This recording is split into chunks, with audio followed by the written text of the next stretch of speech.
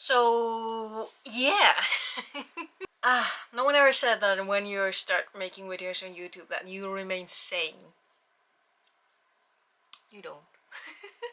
So I've been seeing a lot of people do like so many interesting writing experiments on YouTube. Surprise, surprise. I spend way too much time on YouTube these days, past years, a lot of years. For the most part, I think it's more like I try writing like Stephen King, or try writing like Murakami. But also seen a lot of YouTubers being in a sponsorship deal with Skillshare, which is not me. My channel is way too tiny and small for that. But I did buy a subscription quite a while ago because of YouTube. Oh, one of these days I'm gonna need to make a video about all the things that YouTube makes me buy because I am easily influenced.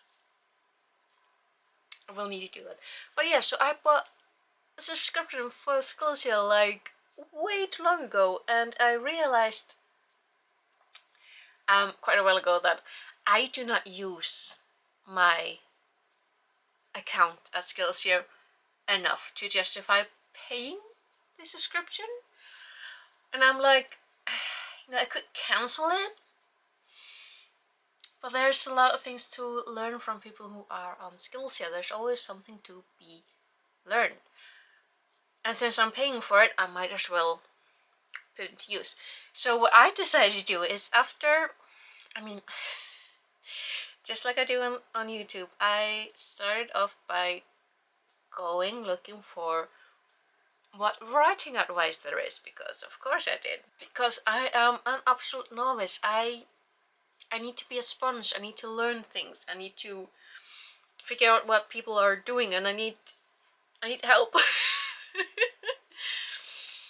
And all the genres that there are to be learned from, like horror and thriller and mystery and crime and romance. And obviously you read the title of the video, and hopefully that's interesting to you, because when I found out that so far the longest video or class that I've managed to find on Skillshare is just over 11 hours. It's almost 11 and a half hours, and it's for learning romance writing.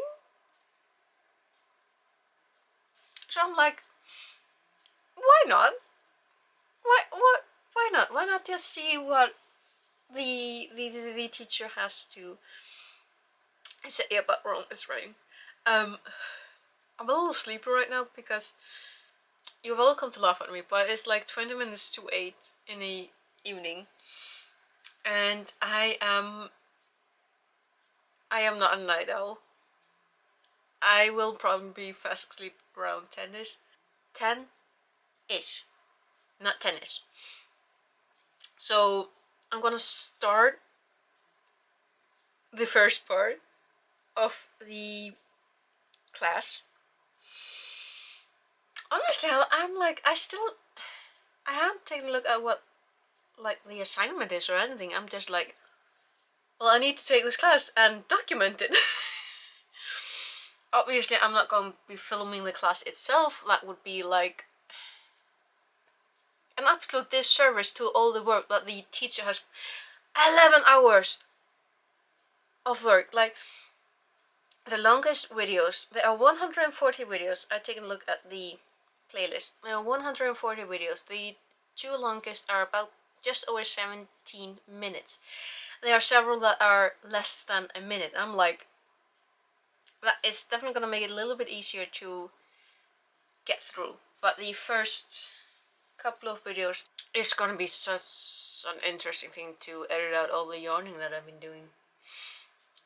But yeah, well, I still have some brain cells.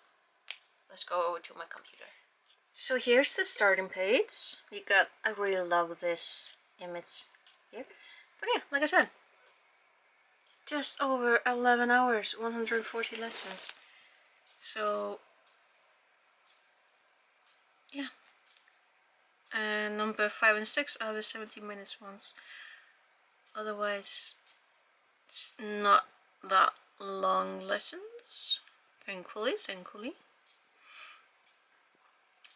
Way more than our manageable.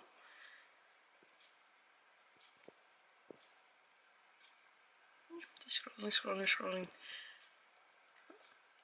So yeah, the teacher is Peter Simon, MLA MA, from possibility to reality.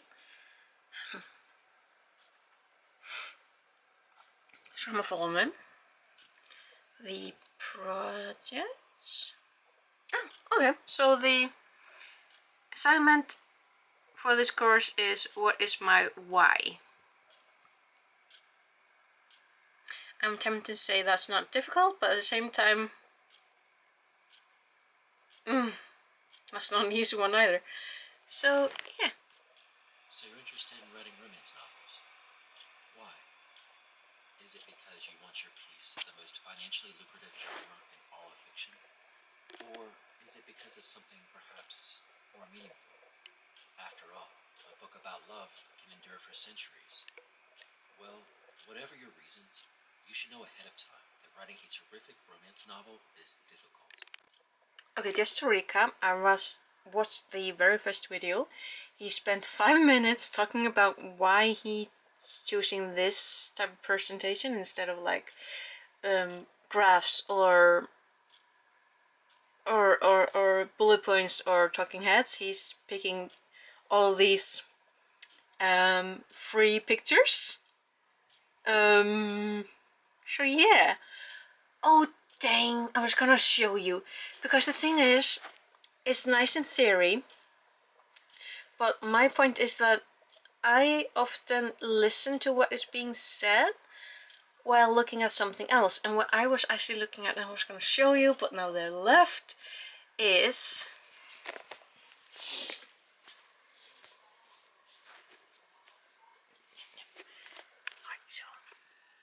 one of them is still there.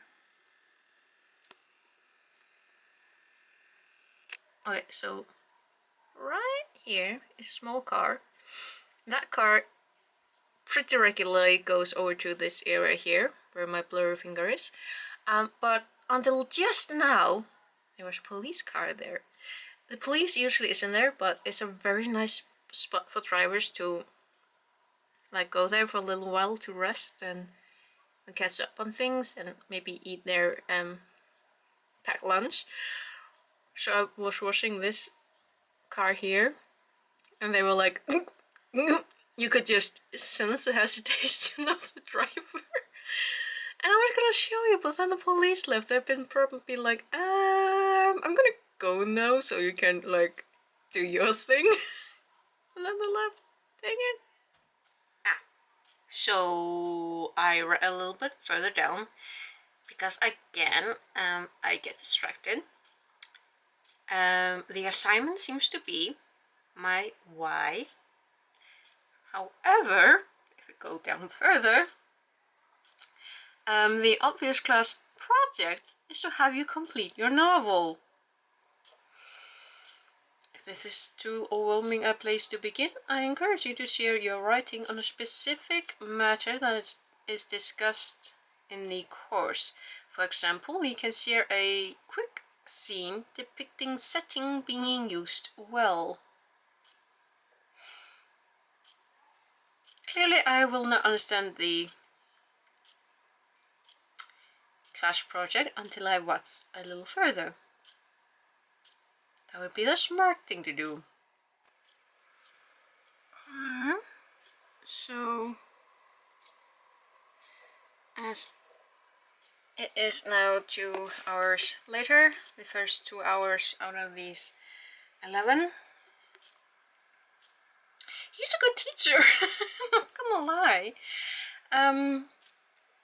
He's already covered like point of view, character growth, the importance of the characters themselves in a romance novel in a way that I think I finally have at least some comprehension of it. It's like,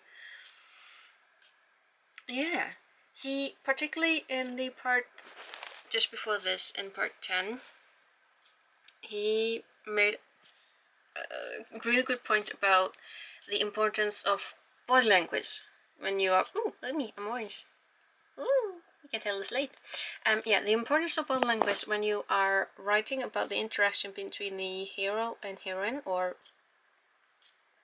your characters, your main characters, and that that part really resonated with me. I know about the importance of body language when it comes to human interactions in general, but and also when it comes to characters, but the points that he was making, the heroine is the one who leads, the hero needs to follow. When she touches him like slightly, he is allowed slight touch, kind of like in return. He really said way better than I can. I'm imagining kind of like a dance. She is the one leading, he is the one following, and if she breaks off, then the hero needs to break off as well. And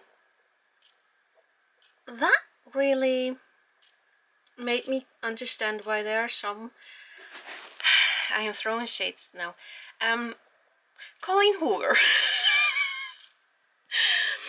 I'm sorry, it's 10 at night and I really want to go to sleep, but when he said thinking words somewhere, when he started talking about the importance of body language and the importance of the heroine being the one who leads, and the fact that if one character does something for another, that doesn't mean that the other owes them anything, it perhaps unfairly made me think of Colleen Hoover, and the major criticism that her stories have faced is how toxic many of the characters are and how toxic a lot of the relationships are. And personally, I can't say anything about it because I haven't read Colleen Hoover, because I'm not interested in her stories, because I'm a scaredy cat and I can't really do with any kind of toxic relationships. I need the soft and fluffy because that's just what I need. So the fact that a lot of people that I have heard talk about her stories talk about how often toxic the heroes are and they don't listen to the heroine, and often it's like the heroine gets like gaslit or brainwashed into a relationship. I started thinking of that and I'm like, okay. But it's been 2 hours. Little old me needs to go and get her rest, so see you in the morning. Good morning. It is currently about 10 minutes to 10 in the morning after. I'm not showing your face because I still haven't prepared for the day. Did I start straight away where I left off yesterday? Yes, I did. Did I then stop at this image? Yes, I did. Why? Because I decided to recreate it in The Sims. I mean, I still haven't found a kayak to put like here, and I don't have a sim posing in red swimsuit, but I mean,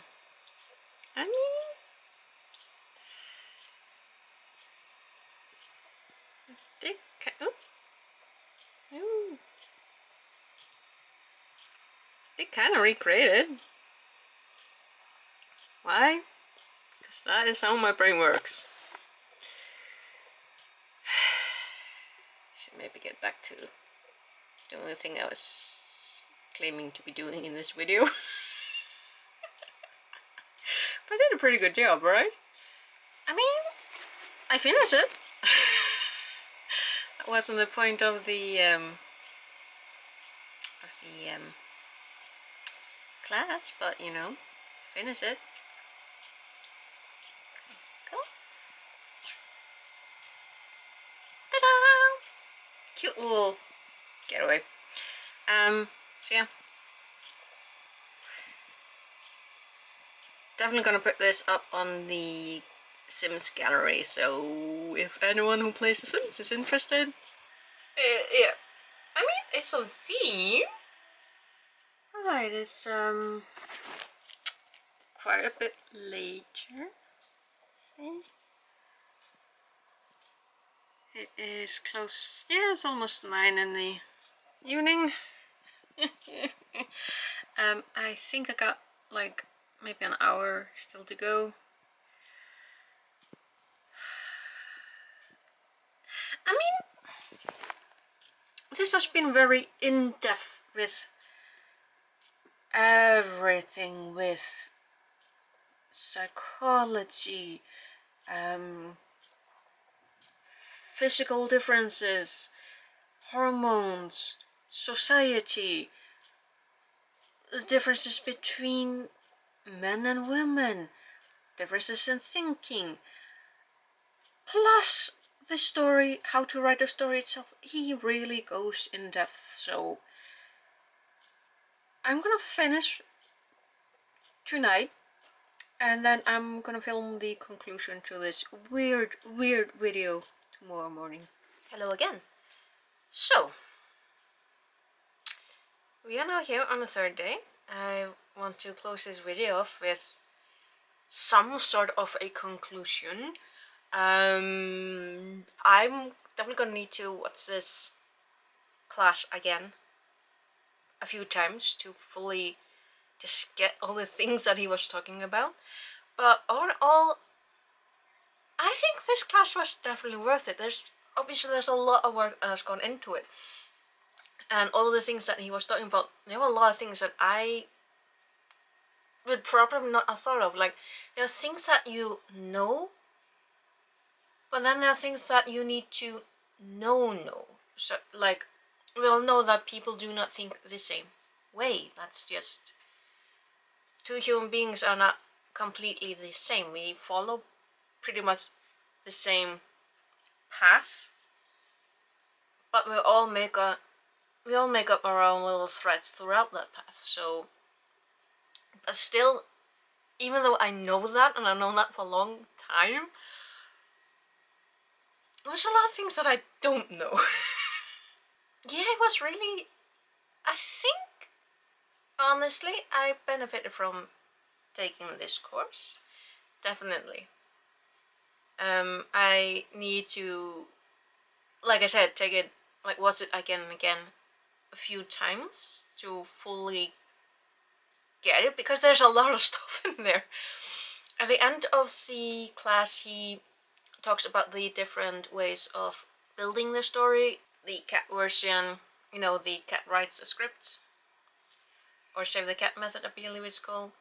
And the other... oh, there's another one that is very well known, and I cannot for the life of me remember right now what it is called. I'm like... But yeah, if you have like a Skillshare account, I would recommend at least checking this one out. It was completely different from what I don't know what I was expecting, but this definitely exceeded. And there's like, well, by now there's 6 reviews because I left one, but for the most part I would say that this is for anyone, because I'm pretty sure that anyone can benefit from taking this class. There are definitely, I think, like 2 people who are like, this is only for beginners, and I'm like, no. She says, acting like she knows everything in the world. But when you've heard more than a few well-known master authors who have been writing for decades, and they say there's always something new to learn, and you benefit from going back to the beginning, what you think is the beginning, because there's things that you may think that you know but you don't know. Therefore, if you're thinking about taking this course, why not? But yeah, I finally managed to take that long course. Point to advice though, don't take it in like a single day or an evening. Space it out. I did sleep really well. I slept like a rock. But that was not the right approach to taking this course. Space it out. Yeah, I think that's enough from me. This time it's been very interesting. Obviously I have not finished the course because the project itself is actually writing a story, and I'm like, oh, you need to do that as well. So maybe there will be a follow-up later on when, I don't know, maybe one of these days I actually manage to finish a story. We'll see. But that's definitely enough from me this time. We'll see what I'll do next time you see me. So until then, take care. Bless.